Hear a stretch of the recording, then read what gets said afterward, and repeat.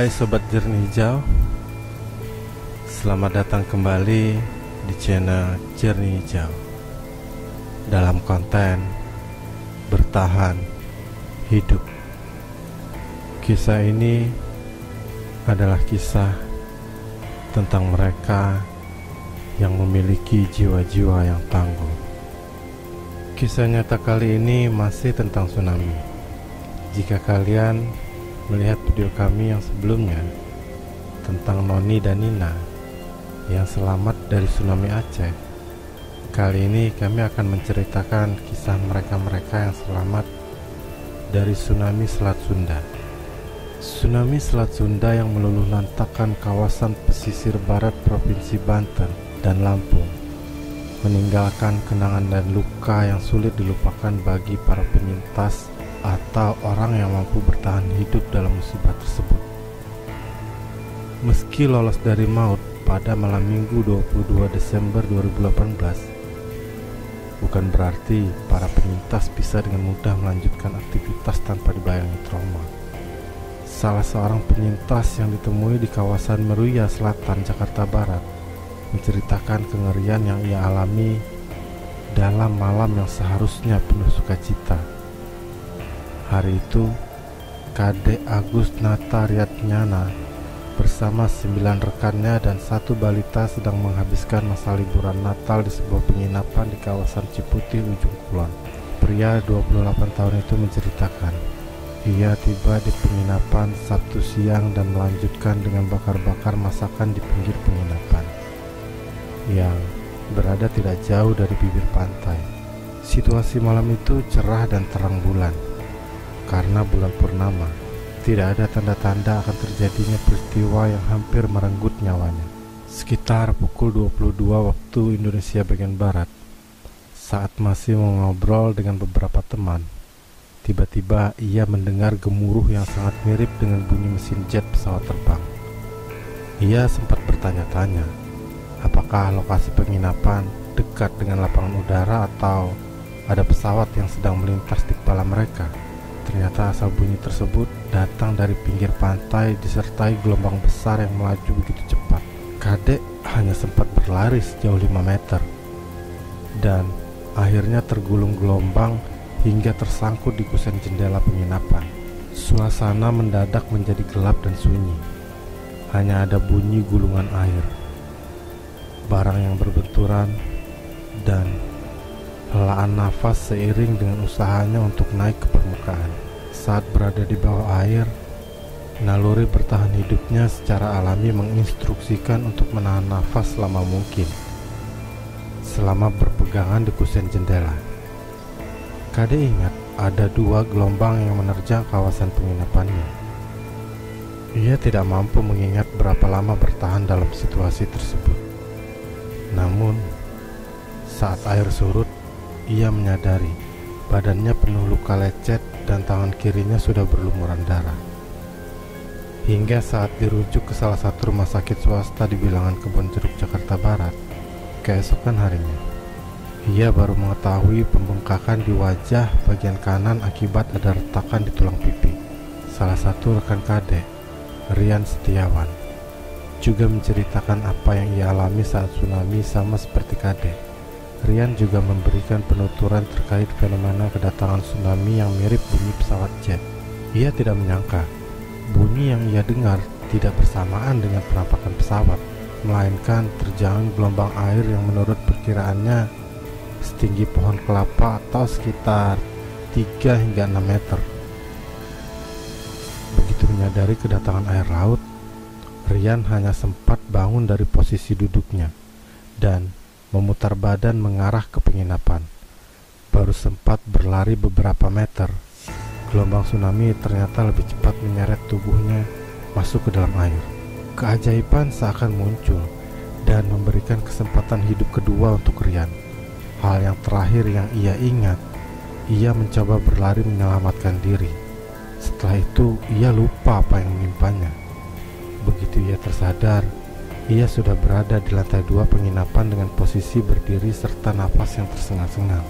Tubuhnya yang basah mengindikasikan ia sempat masuk ke dalam air, namun ia tidak tahu pasti Bagaimana ia bisa berada di lantai 2? Rian bersama 9 temannya selamat meski mengalami luka parah. Ia mengalami patah tulang selangkangan bagian kanan, luka sobek sepanjang 10 cm di kepala, hingga luka-luka akibat pecahan kaca yang menancap di sekujur tubuhnya. Aktivitasnya pun menjadi sangat terbatas. Untuk beberapa bulan ke depan setelah kejadian, ia tidak bisa menggerakkan tangan kanannya akibat patah tulang yang ia derita. Jika mengingat apa yang dialaminya, kondisi teman-temannya yang selamat, ia mengaku sangat bersyukur dan meyakini keajaiban Tuhan benar adanya. Berhadapan dengan bencana menjadi pengalaman yang tidak terlupakan bagi mereka. Muncul kesadaran akan arti bencana, bagaimana menghadapinya, dan memunculkan kesadaran situasi saat berada di lokasi yang rawan bencana. Melihat kondisi di kawasan penginapan Ciputi, keduanya mengaku tidak ada rambu atau pemberitahuan yang menjadi pengingat bagi pengunjung untuk waspada bahaya bencana. Jangankan arahan secara verbal dari petugas atau karyawan, papan petunjuk arah evakuasi pun tidak ditemukan di tempatnya menginap. Saat tsunami menerjang, Kade seketika beradaptasi dengan kondisi tersebut dengan sisa tenaga yang masih ia miliki usai tergulung gelombang dan penuh luka. Saat air laut surut, Kade yang belum merasakan sakit akibat pengaruh hormon adrenalin mencoba mencari teman-temannya di tengah kegelapan. Tanpa arahan atau bantuan orang lain, ia berinisiatif mencari teman-temannya dengan berteriak memanggil nama mereka sekencang mungkin. Penyampaian informasi kepada orang di sekitar pun dinilai penting untuk mendukung proses identifikasi dan konfirmasi. Sri Retnowati, ibu Rian, mulanya tidak mengetahui putra sulungnya itu berlibur ke kawasan Ciputi. Saat kabar peristiwa tsunami beredar di media massa, ia hanya sekedar menonton dan menyimak tanpa mengetahui nasib anaknya. Kecurigaan mulai muncul saat ia mencoba menghubungi Rian, namun tidak ada jawaban. Meski telah 5 kali mencoba menelpon, Sri akhirnya mengetahui nasib anaknya setelah salah seorang orang tua teman Rian mengabari situasi yang dialami anak mereka. Meski panik dan sedih, namun dia mengakui lega setelah tahu putranya masih hidup, walaupun mengalami luka yang cukup parah. Berkaca dari hal ini, Rian mendapat pelajaran berharga tentang arti penting komunikasi. Komunikasi yang baik tidak hanya memberi pencerahan, namun juga dapat menekan jumlah korban jika terjadi bencana. Seharusnya hal ini juga menjadi pelajaran bagi pemerintah pusat maupun daerah agar dapat memberikan informasi di kawasan-kawasan rawan bencana. Selanjutnya, kita beralih ke seorang nelayan asal Lampung. Ari Agus Arman berhasil selamat dari terjangan tsunami di Selat Sunda setelah terdampar selama 7 hari di sebuah pulau terpencil. Diketahui Ari Agus Arman ditemukan Tentara Nasional Indonesia Angkatan Laut di Pulau Panjang, sebuah pulau yang berada di dekat Gunung Anak Krakatau. Saat ditemukan, Ari Agus Arman dalam kondisi lemah dan sempat dirawat. Ari Agus Arman menceritakan kronologi kejadian saat dirinya terdampar di Pulau Panjang. Awalnya, Ari Agus Arman sedang memancing dekat Gunung Anak Krakatau. Namun, sekitar pukul 21 waktu Indonesia bagian Barat, Gunung Krakatau mengalami erupsi dan mengeluarkan lahar dingin dan menyebabkan ombak tinggi. Saya lagi waktu kejadian itu lagi mancing, pas di depan Gunung Anak Krakatau itu, sekitar jam 9 malam kejadiannya. Gunung itu terjadi erupsi, keluar lahar ukurannya 1-3 kali atau keluar lahar dingin, langsung amblas lagi ke bawah. Itu terjadinya ombak, ujar Ari Agus Arman. Lebih lanjut, Ari Agus Arman mengatakan dirinya terombang-ambing di laut selama 1 hari 1 malam. Setelah itu, dirinya terdampar di Pulau Panjang dan mencoba untuk bertahan hidup dengan mengandalkan sisa minuman kemasan. Bertahan hidup di sana, ya mengutin sampah, minuman yang saya kumpulin saya minum, biji-bijian pohon-pohonan dan daun-daunan saya makan. Jelas Ari Agus Arman. Di sana saya terombang-ambing di laut sudah 1 hari 1 malam. Terdampar di pulaunya 7 hari 7 malam, ujarnya menambahkan.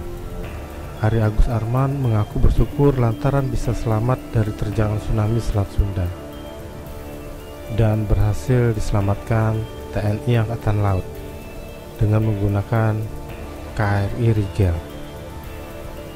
Itu mukjizat lah. Saya kebetulan di situ memang menunggu kapal yang lewat. Siapa tahu yang datang bisa nolongin saya. Kebetulan ada KRI Rigel, dia yang nolongin saya, tandas Ari Agus Arman.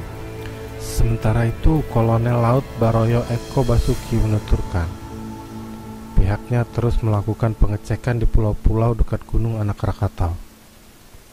Salah satu Satgas Angkatan Laut, yaitu KRI Rigel, berhasil menemukan salah satu korban tsunami, yaitu Pak Ari, setelah 1 hari terombang-ambing di laut dan 7 hari terdampar di Pulau Panjang. Mengecek di pulau-pulau kecil yang berada di Selat Sunda, karena dimungkinkan masih ada korban-korban yang terdampar di pulau tersebut, terang Baroyo Eko Basuki. Next, kita lanjutkan ke Willy Siska, merupakan warga Pulau Gadung, Jakarta Timur. Saat tsunami menerjang Banten dan sekitarnya, Willy bersama keluarganya sedang mengikuti acara family gathering PLN di Tanjung Lesung. Gelombang tsunami yang datang dari arah kiri menyeret Willy ke laut. Ketika ia mencoba untuk berenang ke pesisir pantai, gelombang tsunami kembali terjadi hingga dirinya terseret sejauh 2 km dari tepi pantai. Willy terus berusaha untuk berenang ke tepi pantai dan mencari anak serta istrinya. Saat itu Willy melihat ada 2 anak kecil yang tengah terapung dengan bantuan papan kayu. Willy pun tergerak untuk membantu 2 anak tersebut. Setelah hampir 3 jam berenang di lautan, Willy dan 2 anak yang ia selamatkan akhirnya berhasil sampai di pesisir pantai. Willy menceritakan bahwa kondisi pantai cukup mencekam, serta beberapa pohon juga roboh. Meski keluarganya menjadi korban, Willy tetap tergerak untuk menyelamatkan korban lainnya. Istri dan anak pertamanya menjadi korban meninggal, sementara putranya yang paling kecil berhasil ditemukan. Next, Marzuki sedang mencari cumi ketika tsunami terjadi. Ia juga melihat bahwa Gunung Anak Krakatau meletus dan mengeluarkan bunyi letusan yang berbeda dari biasanya. Kayak lihat kembang api, bunyinya juga keras, kayak petasan terus keluar asap putih, tutur Marzuki.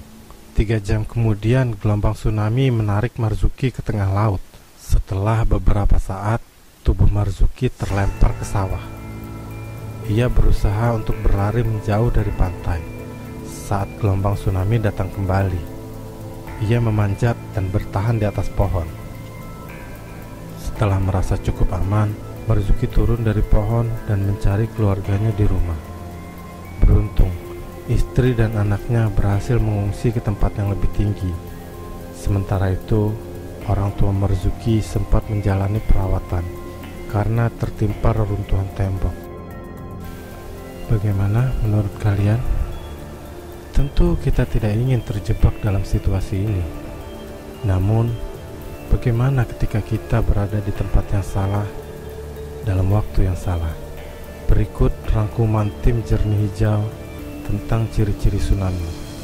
Jika kalian melihat ini, segera lari. 1. Air laut tiba-tiba surut. Sebelum terjadi tsunami, keadaan air akan berbeda. Biasanya lebih surut secara tiba-tiba. Jika tsunami dengan skala besar, biasanya air akan sangat surut, sehingga kita bisa melihat ikan-ikan mudah ditangkap, yang membuat kita tertarik untuk menangkapnya. Dan tanpa sadar, gumulan air siap menghantam. Ingat, waspadai ketika air pantai tiba-tiba surut dengan cepat. 2. Terdengar suara gemuruh. Bukan hanya soal keadaan air dan laut, ada pula ditandai dengan bentuk lain. Salah satunya adalah terdengar suara gemuruh yang besar dari kejauhan. Suara ini terdengar besar dan keras. Jika mendengar ini, segera lari ke tempat yang lebih tinggi. 3. Terdapat gempa pengiring. Tsunami tidak bisa tiba-tiba datang begitu saja. Pasti ada gempa yang mengawali terlebih dahulu. Salah satunya adalah gempa tektonik dan gempa vulkanik. Maka jika di daerah Anda tiba-tiba ada gempa, Anda perlu waspada. Gempa yang baru saja terjadi adalah gempa yang memiliki kekuatan tinggi atau tidak. Jika masih memasuki kekuatan yang rendah, maka Anda bisa tersenyum lega. Tapi jika sudah memasuki dalam kategori tinggi, maka ada resiko adanya gempa susulan, bahkan sampai mencapai tsunami. 4. Keadaan awan langit. Tanda-tanda alam lainnya sebelum terjadi tsunami, salah satunya adalah keadaan awan yang berbentuk lebih gelap dan mendung. Bahkan tak jarang dijumpai tornado atau angin serupa lainnya. Hal ini semua bisa terjadi karena adanya gelombang elektromagnetis di dasar lapisan atmosfer bumi. Ini menyebabkan daya listrik di awan tertelan oleh gelombang-gelombang lainnya. 5. Perubahan tingkah laku hewan. Jika biasanya kita melihat burung-burung laut berterbangan riang di atas lautan, maka jika akan terjadi tsunami, biasanya burung-burung ini akan gelisah dan berterbangan menuju daratan. Serta hewan-hewan peliharaan lainnya juga akan terlihat gelisah, entah sebagai penghimbau untuk manusia di daratan. Tapi perilaku hewan ini merupakan suatu tanda yang sangat membantu kita untuk mendeteksi bencana alam. 6. Aktivitas laut yang berbeda dari biasanya. Karena tsunami berasal dari laut, sudah otomatis laut akan memberikan tanda terjadinya tsunami. Beberapa menit sebelum adanya gelombang besar, akan ada gelombang-gelombang kecil yang menandai kembalinya air laut. Jika kamu melihat kejadian di pantai, larilah menuju daratan tinggi, pegunungan, ataupun perbukitan untuk menyelamatkan diri dari sapuan gelombang laut. Itu tadi 6 ciri-ciri tsunami.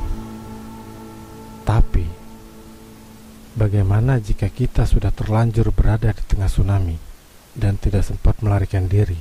Berikut rangkuman tim Jernih Hijau.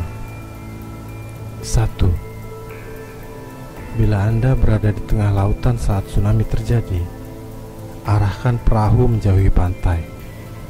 Alasannya, semakin dekat dengan daratan, gelombang pun akan semakin tinggi. 2. Bila Anda berada di pantai saat tsunami terlihat, segera lari menjauh laut dan cari tiang atau pohon terdekat yang bisa dipanjat. 3. Tetaplah di tempat saat gelombang pertama surut, karena gelombang tsunami selalu datang lebih dari satu kali.